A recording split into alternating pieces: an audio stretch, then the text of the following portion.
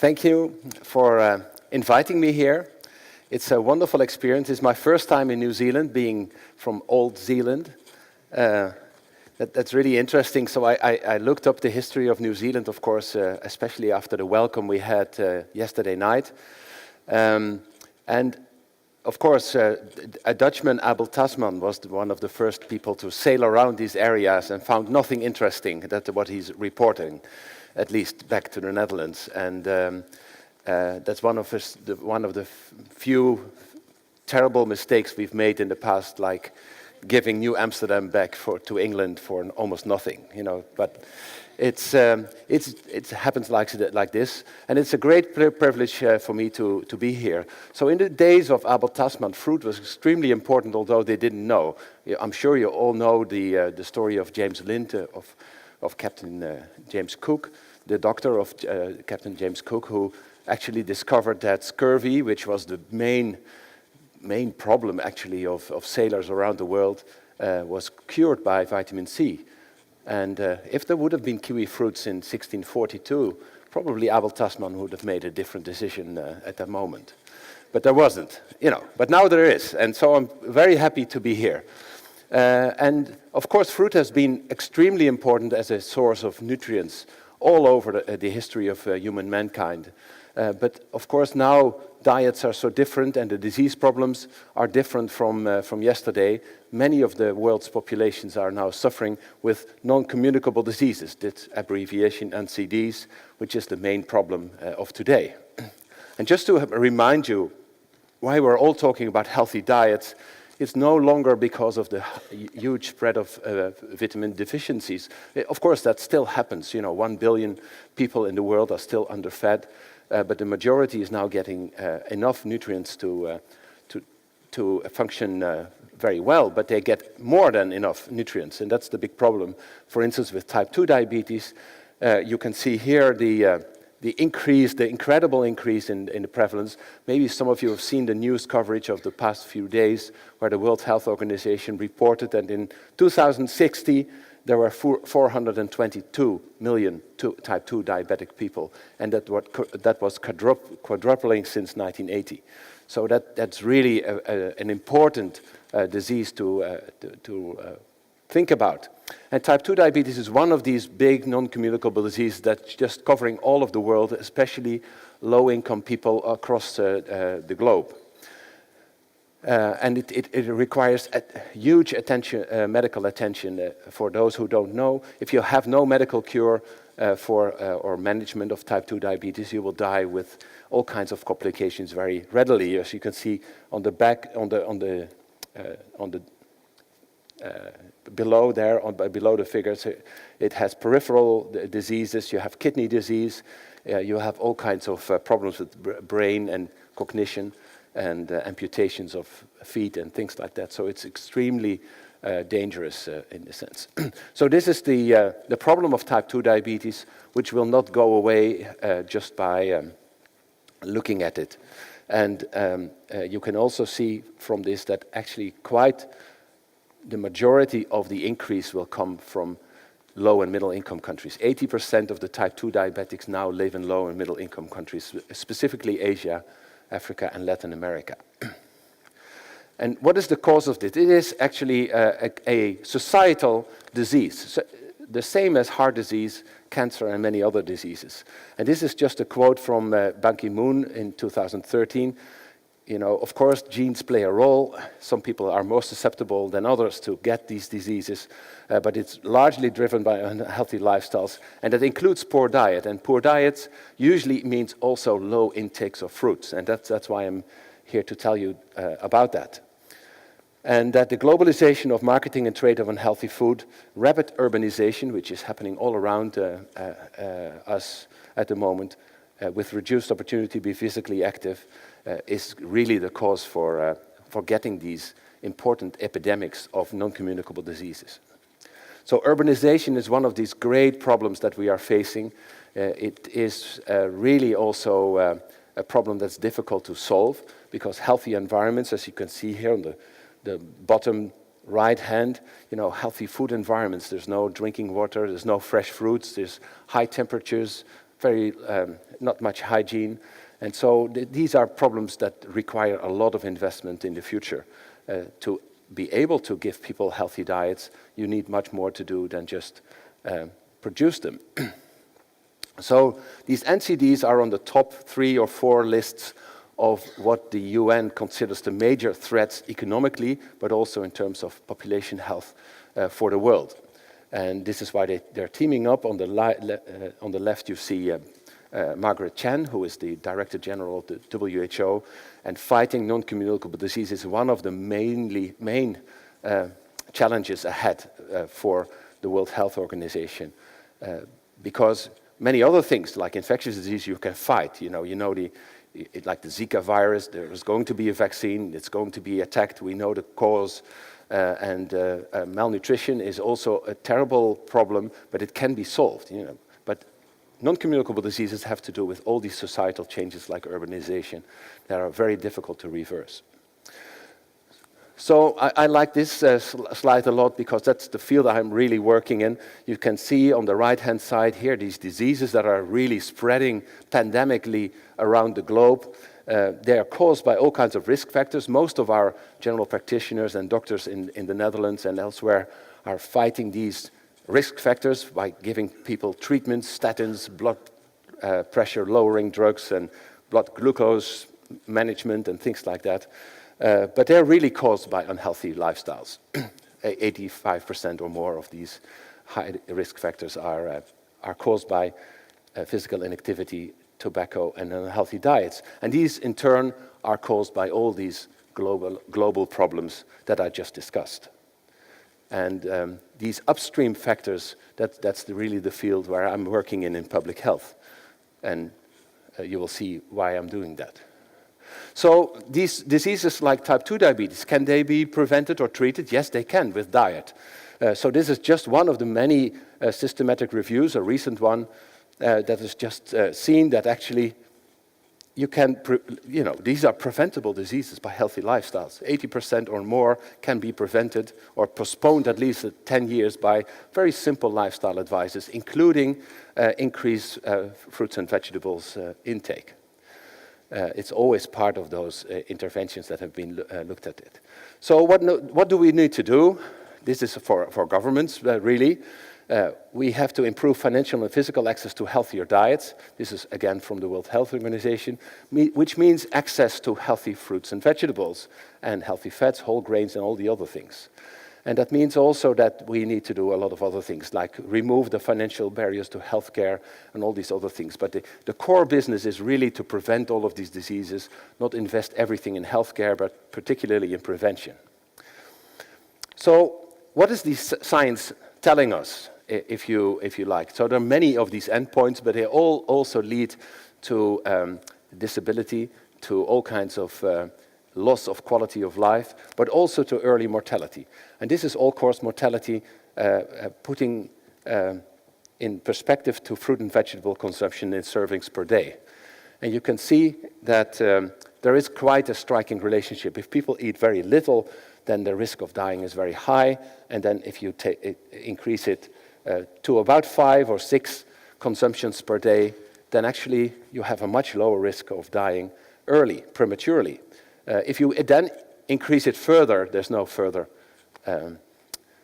benefit. That is sometimes a comfort for most of us to think that actually you don't have to go all the way to eat as much as that. But the average intake, I'm not sure what it is in New Zealand, but I know in the Netherlands it's around 1 piece a day. So we have a lot to do. And the Netherlands is not the least healthy country in Europe, for instance. So there are many, many populations that eat much lower. The percentage of children in our country, but also elsewhere, is around 5% that adhere to sort of the requirements of healthy fruits and vegetables, especially. So what is the evidence telling more? Usually researchers like me, epidemiologists, they collapse the whole world of fruits and vegetables together. As you could see also from the previous slide, it's the combined effect of fruits and vegetables, but they're not the same. So not a lot of people have looked at fruits separately, but some have. And this is a recent study from China, It is in the New England Journal of Medicine of last week, so it's a major study, large study, and it shows that it is the fruit consumption, as you can see on the bottom, on the x-axis, and then you have cardiovascular death here, and then you have major coronary events there, ischemic stroke and hemorrhagic stroke, and you can see it's going all the way down. The more fruit people eat, the lower the risk of all of these important diseases, disabling diseases, mostly fatal diseases in many cases, and it's a striking association. And of course, Chinese are not really very much different from anybody else. So what is true in many of these studies is they show a remarkable consistency across populations. Increasing fruits intake is actually healthy. I'll skip this one here. So the prevention of type 2 diabetes, we know for a fact. But what about all these people that have type 2 diabetes, these 500 million people with type 2 diabetes? Are they, and in many cases, in many countries, there's no adequate health care for them, no insulin for everybody, especially for the poor in urban slums. There's no medication, no complications control and things like that. But also in our country, actually the main source of treatment is pharmacological treatment. But we know also that actually if you use dietary approaches, you can achieve a lot. So this is just an example of some of the very long studies, because you need long studies. Short-term studies are not very informative. This is a study that went at least 6 years and longer. And what they did is putting people on 2 different types of diet, a low-fat diet or a Mediterranean diet, if you like, which has plenty of vegetables and fruits.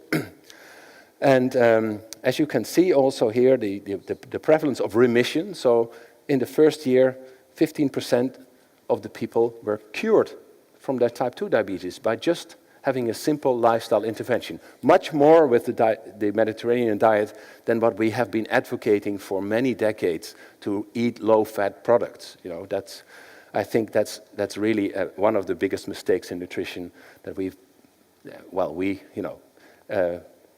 government bodies have been recommending only low-fat diets for such a long time. They're not very effective, as you can see on the gray bars. Doesn't really matter how long you take these, they don't have a lot of effects. And you can see these effects of remission, they remain actually quite a long time. Of course, they go down because people don't actually stick to diets for a long time. But the people who did actually maintained this kind of high degree of remission. So using diets is a very affordable and cheap way of treating these important debilitating diseases. It's not the only study. There are many of these intensive lifestyle interventions compared, for instance, here with diabetes support and education, which is the traditional way of doing it, way higher remission figures there.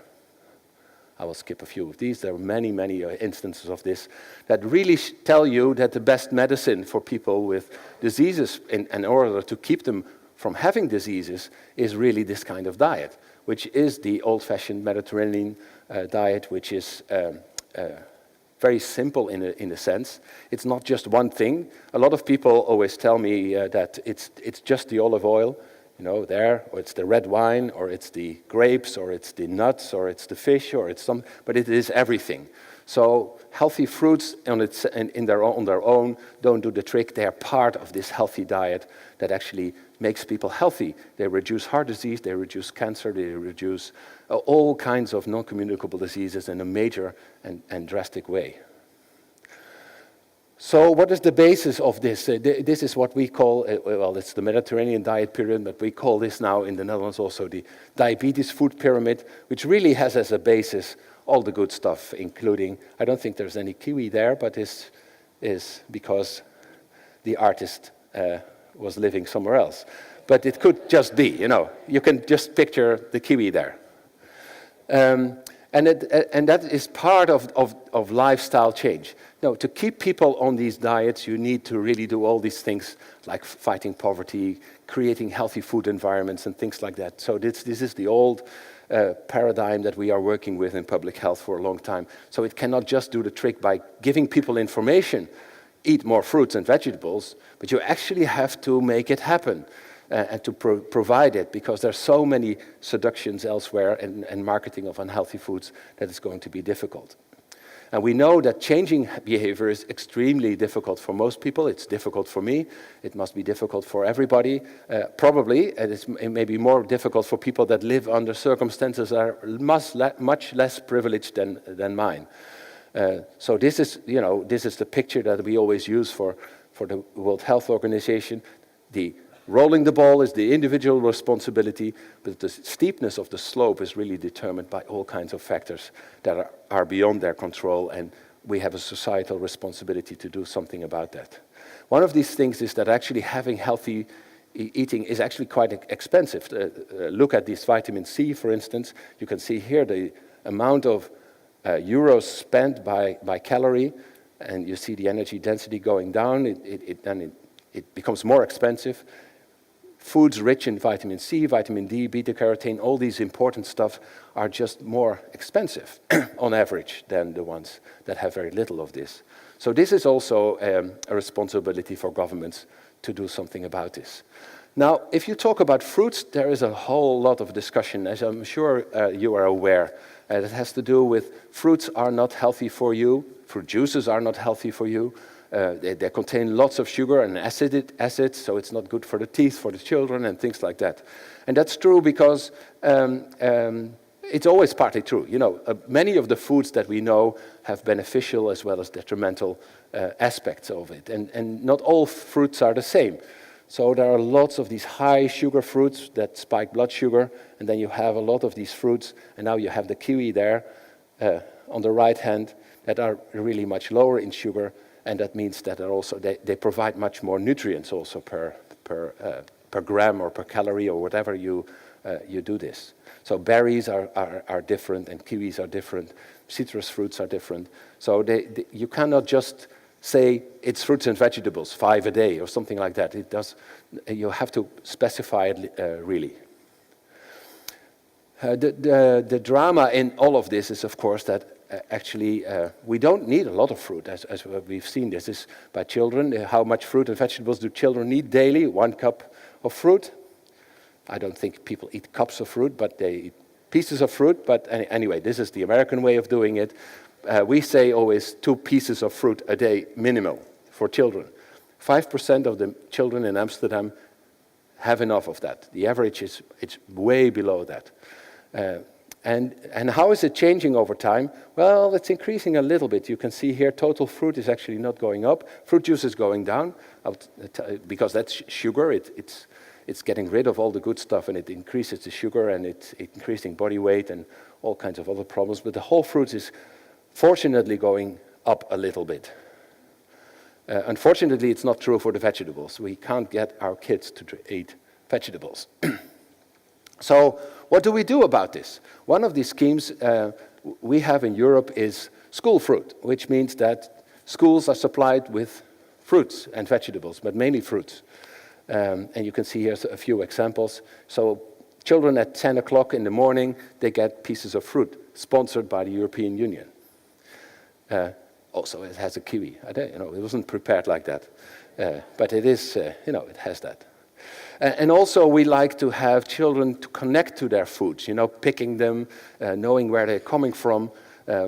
We don't send all the children to New Zealand to know where the kiwis are coming from, but at least you can see how they grow, in greenhouses or wherever, or in the open.